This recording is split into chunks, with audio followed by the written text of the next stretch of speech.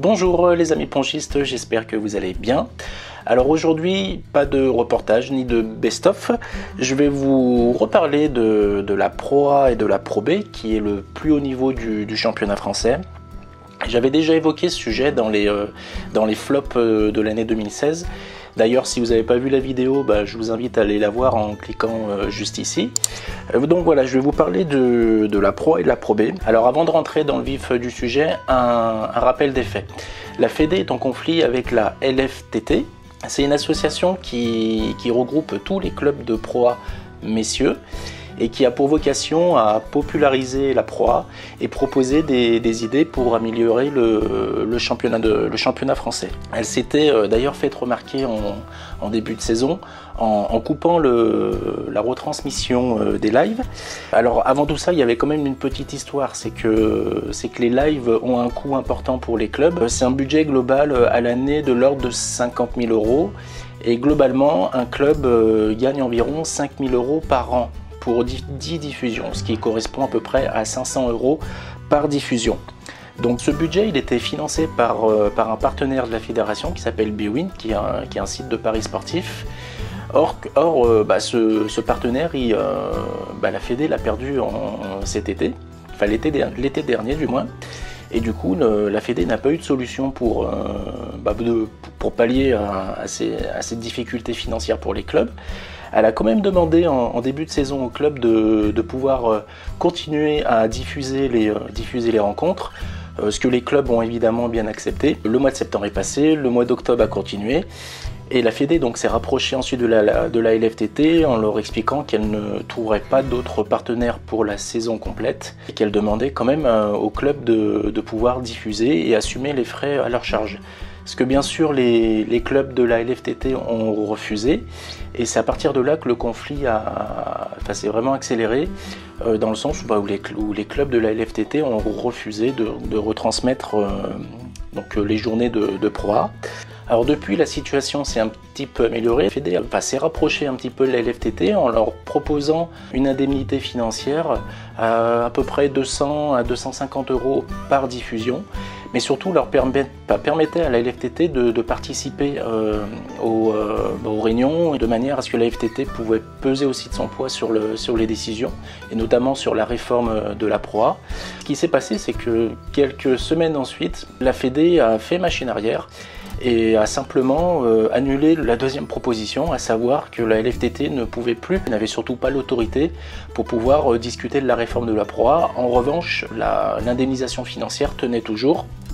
Et c'est aussi pour ça qu'il y a quelques clubs aujourd'hui qui continuent quand même la diffusion. Alors qu'est-ce qui a changé depuis ce temps-là ? Alors il y a quand même eu du nouveau. Je vais vous parler d'un courrier que le président Palierne, le président de la Fédération française de tennis de table, a envoyé à tous les présidents de Pro A et Pro B. C'est un document qui date du 29 décembre dernier, donc il y a un bon mois. C'est un document très intéressant parce qu'il donne des informations très précises sur l'avenir de la Pro A et de la Pro B. Alors concrètement, c'est un document qui explique que la fédération va faire appel à un cabinet d'expertise externe pour justement proposer une synthèse de la Pro A et de la Pro B. Le cabinet va faire un état des lieux des deux championnats, il va réaliser une synthèse des visions de tous les présidents. Il va également aboutir à la création d'un cahier des charges, et surtout, apparemment, cette expertise, le cabinet qui va agir pour réaliser cette synthèse, il devrait favoriser la médiation entre les clubs et la fédération. Alors au-delà de ça, c'est une pratique qui se fait régulièrement entre les fédérations et d'autres entités X. Là où c'est plus surprenant, c'est le coût que ça va engendrer donc pour la fédération et on va dire indirectement pour tous les adhérents. Concrètement, le coût de cette expertise va coûter entre 35 000 et 88 000 €. Vous avez bien entendu, entre 35 000 et 88 000 €. Allô? Non mais allô quoi? Allô? Allô? Je sais pas, vous me recevez? Pour être plus précis, l'audit il avait été décidé en mai 2016 et validé donc le mois suivant. C'est le cabinet Mouvance qui est dans le 78 qui a été sélectionné parmi 6 autres candidats. C'est un cabinet reconnu, très bien implanté dans le milieu et qui travaille régulièrement avec des fédérations. Il avait travaillé avec le comité départemental de la Sarthe en 2013. À cette époque, Christian Palierne avait été réélu justement président. Il a déjà travaillé avec le ministère des Sports en 2015. Il a également travaillé avec la Fédération d'aviron en 2010. Et là, il y a un petit fait intéressant, c'est qu'en 2010, le DTN Pascal Berest, donc le DTN aujourd'hui du tennis de table en 2010, il était également DTN de l'aviron. Donc comme quoi, tout le monde se retrouve à un moment donné. Alors que penser de tout ça? Alors est-ce que la Fédé aurait pu se passer d'un tel investissement? Donc là on parle bien quand même d'un investissement entre 35 000 et 80 000 euros. Allô? Non mais allô quoi. Et je vais vous faire une petite conclusion rapide. Voilà, bon, c'est ma conclusion, ce sera peut-être pas la vôtre, mais l'idée voilà, c'est de partager et aussi de savoir ce que vous en pensez. Et d'ailleurs, ça serait bien que vous partagiez aussi en commentaire, n'hésitez pas, l'espace sous Facebook ou YouTube ou autre, il est disponible juste en bas.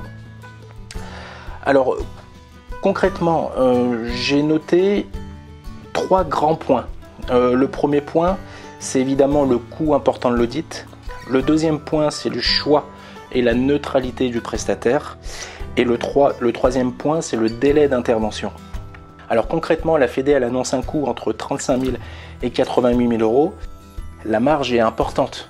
Donc déjà 35 000 euros, c'est important, mais ça pourra monter jusqu'à 88 000. J'ai pas plus de détails sur ça. Ça serait intéressant de contacter la Fédé ou simplement de consulter les comptes quand ils seront publiés pour savoir combien le coût du cabinet a coûté. Mais à mon sens, je pense qu'il y avait une solution qui aurait coûté beaucoup moins cher et même une solution proche du zéro, voilà, presque gratuite. Alors je pense que la Fédé aurait pu se rapprocher simplement des clubs de Pro A et de Pro B parce que c'est les premiers concernés et favoriser le dialogue. Je vois pas l'intérêt de passer par un cabinet externe, même s'il peut être objectif et tout ce qu'on pense, mais je vois pas l'intérêt de passer par un cabinet externe pour discuter avec ses premiers interlocuteurs. Sincèrement, j'en vois pas l'intérêt. C'est surtout le message que le président Palierne envoie au club pro.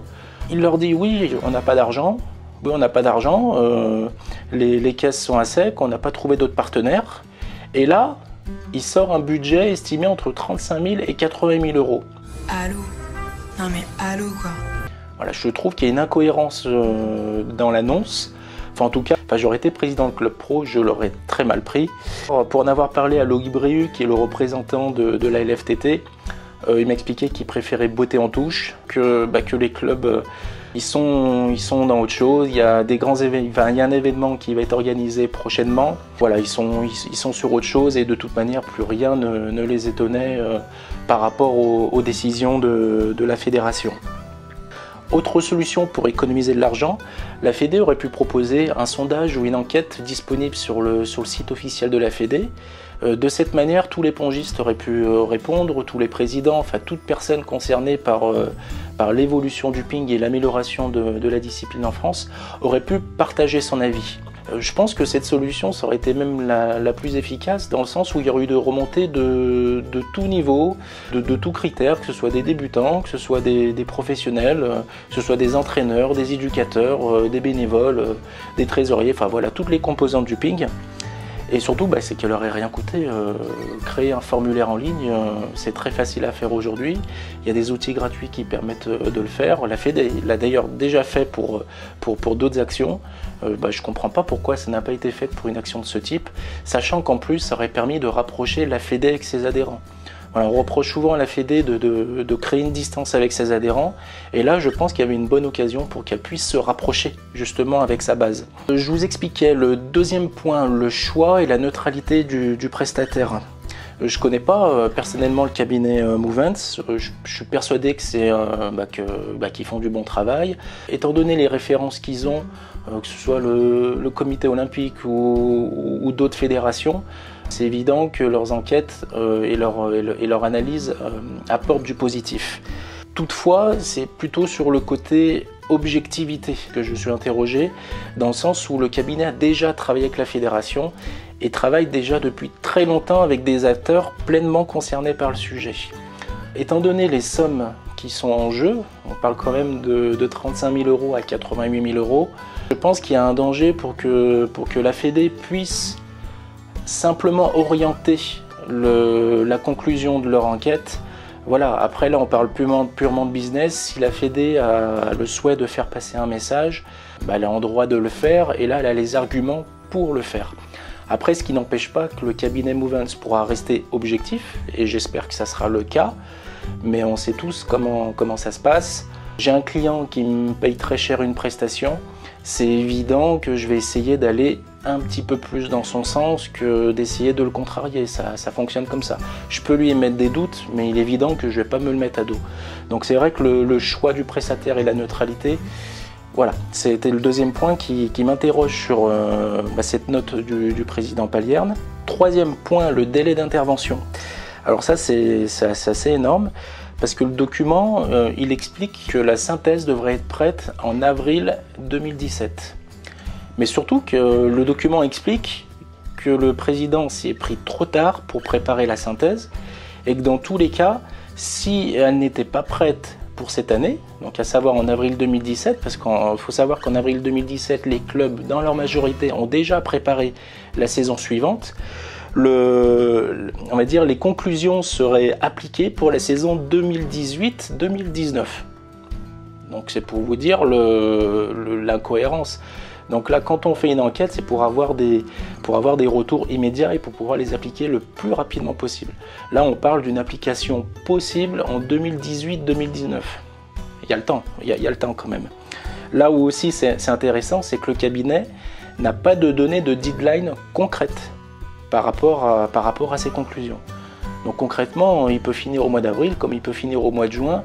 Il n'a pas de deadline fixé. Donc on se doute que le cabinet va faire le travail le plus rapidement possible. Mais si demain il doit le faire 1 mois ou 2 mois ou 3 mois en plus, il n'aura pas de doléance par rapport à ça. Vous l'aurez compris, loin de là l'idée de critiquer pour critiquer. Simplement, je voulais vous expliquer comment on peut transformer on va dire une bonne idée en un discours politique. Pour moi, sincèrement, dépenser 35 000 €, enfin entre 35 000 € et 88 000 € pour un audit, c'est ce que j'appelle une mascarade politique. Excusez-moi, mais ça ne sert strictement à rien. Il ne faut pas être devin pour comprendre que le ping a ses spécificités, comme tous les sports, mais particulièrement le tennis de table. Je pense que c'est intéressant de faire appel à un cabinet externe, mais dans tous les cas, il n'aura jamais le temps de comprendre les problématiques du club. Je pense qu'il faut être vraiment de l'intérieur pour comprendre le tennis de table. Et qui sont les personnes les mieux placées pour faire remonter les informations? C'est toutes les strates du tennis de table. Que ça parte des présidents, en premier lieu les présidents de Pro A et de Pro B, que ce soit les entraîneurs, que ce soit les éducateurs, tous les bénévolats, toutes les personnes qui œuvrent au quotidien pour le tennis de table. C'est ces personnes-là qui sont capables de faire remonter des idées intéressantes et de soulever les vrais problèmes du quotidien. Après, il y a aussi l'aspect de prendre, je vous l'ai expliqué tout à l'heure, mais il y a aussi l'aspect de vouloir prendre un cabinet externe, alors qu'il serait plus simple de se parler en face à face. Je pense que la fédération et les acteurs concernés, notamment la LFTT, devraient s'asseoir autour d'une table et faire en sorte que ça avance. Aujourd'hui, la balle est dans le camp de la Fédé, concrètement, ou elle est du côté du cabinet Mouvance, on ne sait pas trop. En tout cas, je ne suis pas sûr que la Pro et la Pro B va vraiment avancer dans les mois qui vont arriver. J'espère me tromper. Je serai le premier à refaire une vidéo pour vous dire Dragan, je me suis planté, finalement ça a apporté du positif. Je pense que j'aurai l'occasion de vous refaire une vidéo par rapport à ça. En tout cas, je vous dis à très bientôt et n'oubliez pas, vive le ping. Allô? Non mais allô quoi? Allô? Allô? Je sais pas, vous me recevez? Allô? Non mais allô quoi? Allô? Non mais allô quoi? Allô? Allô? Je sais pas, vous me recevez?